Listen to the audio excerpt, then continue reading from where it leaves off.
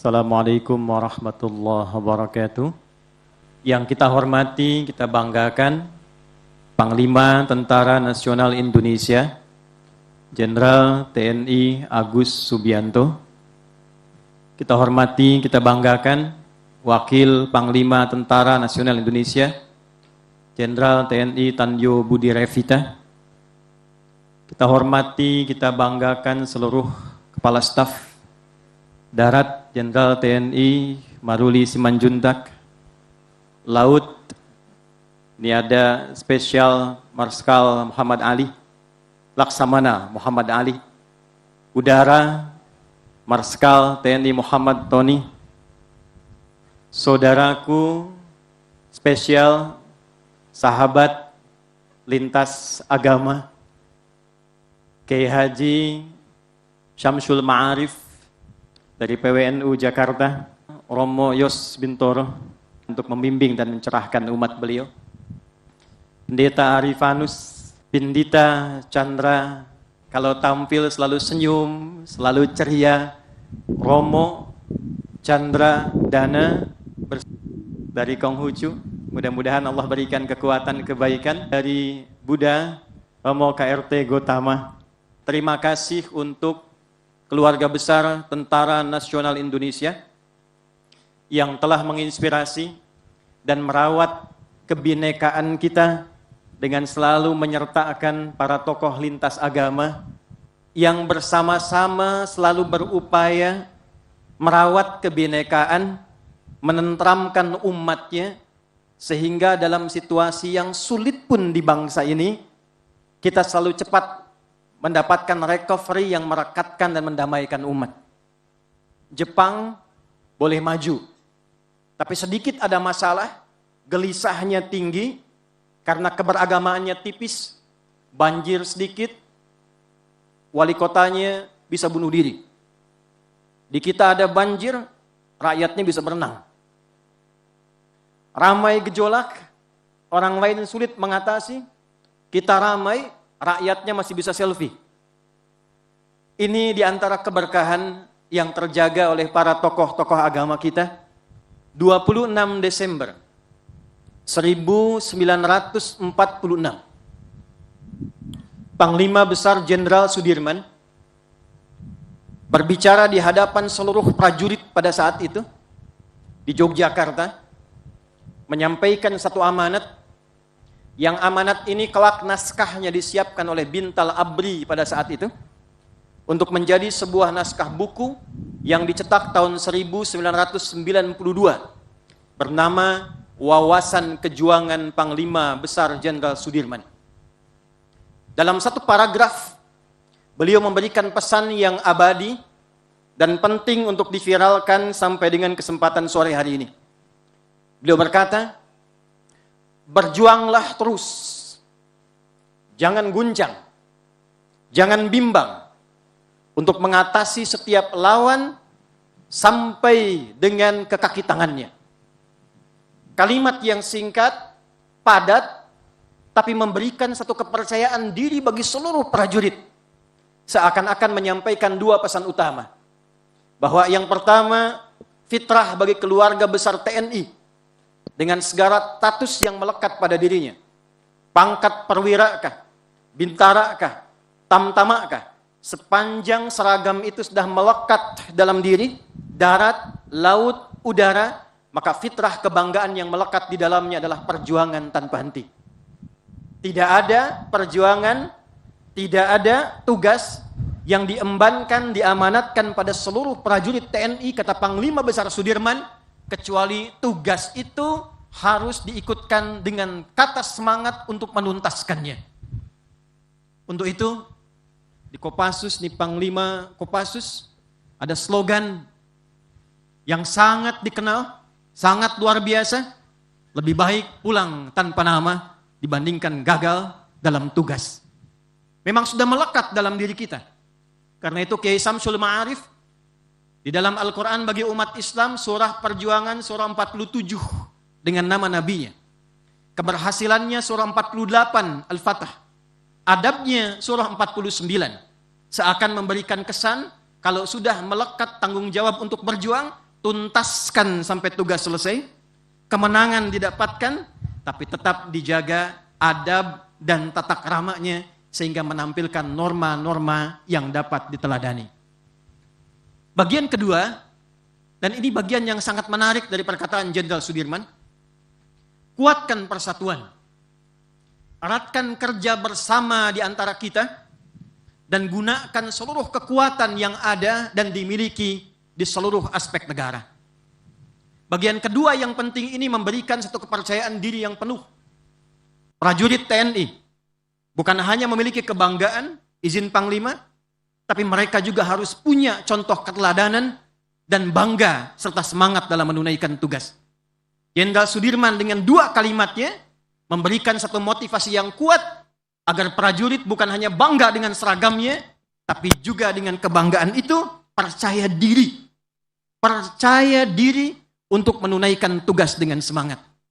Dan untuk menghasilkan itu, paragraf keduanya mengatakan, kuatkan persatuan. Supaya bangsa ini kuat, tidak terpecah belah, menyatu dalam kebaikan, dan saling menghargai dalam kebinekaan. Untuk itu, saya ingin memberikan pesan yang sangat dalam. Mari kita selalu kuatkan TNI ini. Jangan pernah lemah, apalagi dilemahkan. Catat kalimat ini, kita jaga para tokoh agama, jaga TNI ini, jangan pernah lemah, apalagi dilemahkan. Bahasa Jenderal Sudirman, bersatulah, jangan bergerak sendiri-sendiri, siapkan diri dengan baik, siap, maju, dan jalan. Di tengah situasi yang tidak mudah, dinamika kehidupan global yang juga tidak mudah, maka kita butuh tentara yang kuat. Kita butuh tentara yang percaya diri, kita butuh tentara yang terlindungi. Jangan sampai penunaian tugas-tugas TNI yang memang harus dilakukan secara undang-undang, harus dikalahkan oleh opini-opini publik. Harus dikalahkan oleh opini-opini yang melemahkan. Oleh karena itu, 3 pilar menutup tausiah ini sebelum kita berdoa, disebutkan secara analitis, bahkan secara teoritis, bangsa bisa kuat kalau 3 pilar ini pun kokoh. Yang pertama, pilar ekonomi, alladzi at'amahu min ju'. Sejahtera, jangan sampai ada rakyat yang lapar. Rakyat saja tidak boleh lapar karena lapar berpotensi melahirkan dorongan-dorongan berbuat sesuatu yang menyimpang. Kadal faqru ayyakuna kufra. Kadang-kadang kefakiran itu, lapar itu mendorong seseorang untuk bertindak menyimpang dan kriminal. Yang kedua, wa amanahum min khauf. Selalu bersatu untuk menjaga ketentraman, ketenangan, kedamaian. Kita kaya tapi tidak aman, tidak nyaman. Coba ibu yang di belakang pilih itu. Kalau di rumah kaya tapi gelisah atau miskin tapi tenang. Kaya tapi bangsa kita ini begitu kaya. Tambangnya, mineralnya, segalanya. Kekayaan itu tidak akan bernilai kalau kita tidak bersatu menciptakan ketenangan dan kedamaian. Oleh karena itu, kita viralkan, jaga ketenangan, jaga kedamaian, dalam ibadah kita tenang, dalam bekerja kita nyaman, dalam menunaikan tugas kita pun menghadirkan kedamaian dalam kehidupan. Dan yang ketiga, waliya'budu rabb hadzal bait. Tingkatkan selalu nilai-nilai spiritualitas. Tentu bagi para pemeluk agama yang berbeda-beda, silahkan selalu dicontoh, diikuti teladan rohaniawannya. Kita punya romoknya, Anda punya pendetanya, ada pinditanya, ada segalanya, ulamanya, kiainya, semua kita lengkap. Kalau setiap umat bisa mengikuti tuntunan dari tokoh-tokoh agamanya dengan baik, terjaga ibadahnya dengan baik, tidak saling mengganggu, saling menghadirkan ketentraman dan menghormati, maka 3 pilar inilah yang akan menguatkan kehidupan kita. Yang ketiga inilah nukleus kehidupan kita, disebut dengan takwa namanya. Dan takwa inilah yang menjaga bangsa ini, satu-satunya negara di dunia yang dasar undang-undangnya, dasar ketetapan institusi yang ada di dalamnya menghadirkan takwa, itu hanya Indonesia. Orang pintar kita punya banyak, tapi yang belum kita miliki maksimal saat ini adalah orang pintar yang baik, ahli hukum yang baik, ekonom yang baik. Tugas kita lah para ahli agama untuk mendampingi kehidupan berbangsa bernegara ini sehingga menghadirkan kebaikan, dan dengan baik itu semua kecerdasan bisa diimplementasikan untuk membangun bangsa guna mencapai Indonesia Emas 2045. Bung Karno, presiden kita yang pertama kita banggakan, berangkat ke Amerika dengan delegasi, datang kemudian ke DC, ingin memberi pelajaran pada Belanda. Beliau berniat membeli tanah di depan kedutaan Belanda 3 kali lipat, Pak Panglima, luasnya dibandingkan dengan Belanda. Beliau ingin tunjukkan Indonesia yang merdeka sudah megah, sudah lebih hebat dibandingkan dengan Belanda yang pernah menjajahnya.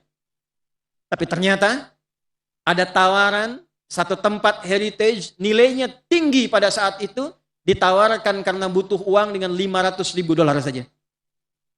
Ini saya baca sejarah, saya kunjungi tempatnya dan saya mendengar dan meriset langsung. Karena utusan hanya membawa $300.000 tunai, maka ditawarlah dan dibelilah itu, dan jadilah sekarang menjadi kedutaan besar Republik Indonesia di Washington DC. Tapi yang menarik, saat masuk ke National Mall, didapatilah satu tugu. Tidak terlampau tinggi, tugunya agak rendah, tapi dikelilingi oleh bendera-bendera seluruh negara bagian Amerika. Diapit, kirinya Capitol, kanannya White House. Lalu orang-orang bisa mengakses bebas di dalamnya dan ditengahi dengan National Museum-museum yang ada di dalamnya, di sekitarannya. Bapak Ibu, setiap POTUS keluar dari White House punya pemikiran sendiri, dia melihat tugu itu, dia kembalikan pada kepentingan seluruh wilayah rakyat Amerika. Setiap anggota dewan keluar dari Capitol punya perbedaan, dia melihat tugu itu, dia ingin kembalikan kepada seluruh kepentingan rakyat-rakyat Amerika. Bung Karno melihat, pulang. Beliau ingin menjadikan anak bangsa ini cita-citanya lebih tinggi dibandingkan dengan Amerika. Generasinya lebih emas dibandingkan dengan Amerika pada saat itu. Maka secara singkat, dibangunlah tugu yang lebih tinggi ini. Dikumpulkanlah semua energi. Dari mulai Aceh menyumbang emas, diletakkan di atasnya. Karena kita tidak hanya menginginkan generasi yang hebat menjulang tinggi, tapi dari presiden pertama, diharapkan semua anak cucu bangsa ini memiliki cita-cita yang tinggi dan punya lapisan emas dalam setiap gerak langkahnya. Maka ditarik garis lurus dari Tugu Monas ini, bertemulah Istiqlal. Di depannya ada katedral, disemangati dengan jembatan silaturahim, diteruskan pancarannya, sekitarannya, ada pura, dan tempat-tempat ibadah yang lainnya. Kalau kita tarik garis lurus, semuanya memiliki nilai-nilai spiritualitas untuk membangun negeri ini. Mari kita berdoa, mudah-mudahan doa ini menguatkan jiwa dan raga kita untuk membangun Indonesia Raya dari Monas dengan Tugu Emas menuju Indonesia Emas 2045 dari Sabang sampai dengan Merauke. Mari kita berdoa, tundukkan hati kita, yang doa ini tentu nanti akan dilengkapi kembali oleh para tokoh-tokoh agama kita untuk melengkapinya. Allahumma taqabbal minna innaka antas sami'ul alim. Wa tub 'alaina innaka antat tawwabur rahim. Nahmaduka hamdan syakirin, hamdan na'imin, hamdan yuwafi ni'amahu wa yukafi'u mazidah. Ya Rabbana lakal hamdu wa lakal syukru kama yanbaghi li jalali wajhikal karim wa li 'azimi sultanik. Ya Allah, ya Tuhan kami memuji-Mu. Berterima kasih atas nikmat yang telah Engkau berikan kepada kami, bangsa dan rakyat Indonesia, dengan hadirnya TNI selama 80 tahun berkehidupan mendampingi bangsa ini. Terima kasih ya Allah. Nahmaduka wa nusalli ala nabiyyikal karim Sayyidina Muhammad sallallahu alaihi wasallam. Ya Allah, kami bersalawat kepada Nabi Muhammad sallallahu alaihi wasallam dengan harapan mampu meneladani kebaikan beliau, dan dengan kebaikan itu kami gunakan untuk membangun bangsa dan membangun kehidupan yang harmoni. Allahumma barik ya Allah jami'a ahla al-askar Indonesia. Allahumma ahyaha wa amwataha ya rabbal alamin. Ya Allah, anugerahkan seluruh karunia kebaikan, rahmat-Mu, kesehatan, kemuliaan kepada seluruh keluarga besar Tentara Nasional Indonesia, baik yang masih membersamai kami dalam tugas ataupun yang telah meninggalkan kami kembali kepadamu. Allahumma hafid biladana Indonesia waj'alha baldatan thayyibatan wa anta tardaha wa wahidna wa janibna minat tafraqah. Ya Allah, mohon jaga negeri kami yang kami cintai, negara kesatuan Republik Indonesia. Satukan rakyatnya, satukan pemimpinnya, dan jauhkan kami dari perpecahan ya arhamar rahimin.